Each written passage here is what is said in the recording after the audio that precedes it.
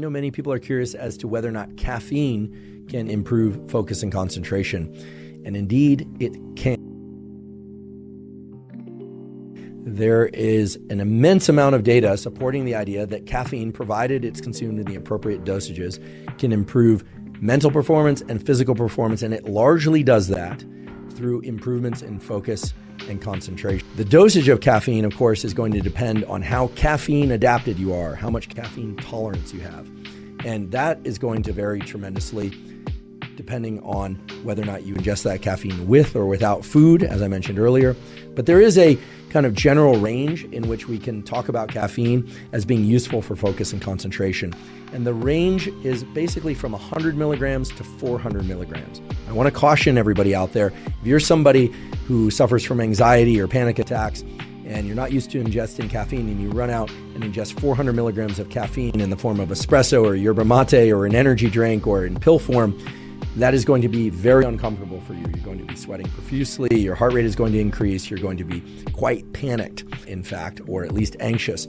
So be cautious with your use and adopting of caffeine if you're not already caffeine adapted. But most people do quite well to ingest 100 to 200 milligrams of caffeine prior to doing some focused work. And again, I recommend delaying your caffeine intake 90 to 120 minutes after waking, unless you are using that caffeine to really jolt your system before a workout. Caffeine can, of course, be ingested in various forms, even pill form, but most people ingest it in the form of coffee, or my particular favorite way to ingest caffeine is yerba mate. It is important, and I should note that you should actively avoid the smoked versions of yerba mate as they contain a lot of carcinogenic, cancer-promoting compounds. There's some great yerba mate brands out there. The most cost-effective way to consume it would be to use the loose leaf tea and to pour water over that. There's one particular brand that I like. I don't have any affiliation to them whatsoever, but I've been using it for years. It's Anna Park. It's an organic brand that is sold. I buy mine on Amazon, but you can find it elsewhere on the internet as well. Flavor, at least the one that I buy, is not the smoked variety, so none of the carcinogenic compounds are in there, at least that I'm aware of. Yerba mate or caffeine also have known in humans several times. In particular, the caffeine in yerba mate and coffee and other sources of caffeine are known to increase the density and efficacy known in humans several times. So by ingesting caffeine pretty regularly, you're actually increasing the ability of dopamine to have this effect of increasing motivation and drive. I tend to ingest caffeine only early in the day. I tend to cut off my caffeine intake somewhere around 1 or 2 p.m. to ensure that I can get into a good night's sleep. But I realize that there are people out there that ingest caffeine as late as 2 or 3 in the afternoon and can still sleep fine.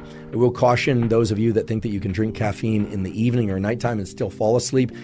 All of the research points to the fact that the architecture of your sleep and the depth of your sleep is disrupted. Even if you're able to fall and stay asleep, the sleep you're getting is simply not as good as the sleep you would get if you were to shut off your caffeine intake at least 8 hours before bedtime, and ideally more like 10 or even 12 hours before bedtime. Caffeine is increasing dopamine's function by changing the number and efficacy of dopamine receptors. And of course, it also increases our wakefulness, our alertness. And that is largely through the neurochemical systems related to adenosine, which is a molecule that builds up in our brain and body the longer we are awake. It's part of the sleepiness system, if you will. Makes us feel fatigued or tired. And caffeine also operates on the epinephrine, the adrenaline system. In fact, if we ingest too much caffeine, we'll sometimes get the jitters. Those jitters are really the sympathetic, as it's called, nervous system's bias toward movement. And our pupils will dilate. They actually get broader. Now, somewhat paradoxically, when our pupils get bigger, the pupils of our eyes, that is, our visual world actually narrows. It becomes more tunnel-like. A lot of people don't realize this. When our pupils are really small, that means we are relaxed. So if you ever see someone with really tiny or pin-sized pupils, they're very relaxed. If their pupils are very big, they're very dilated, well then they are very amped up. They are very, very alert.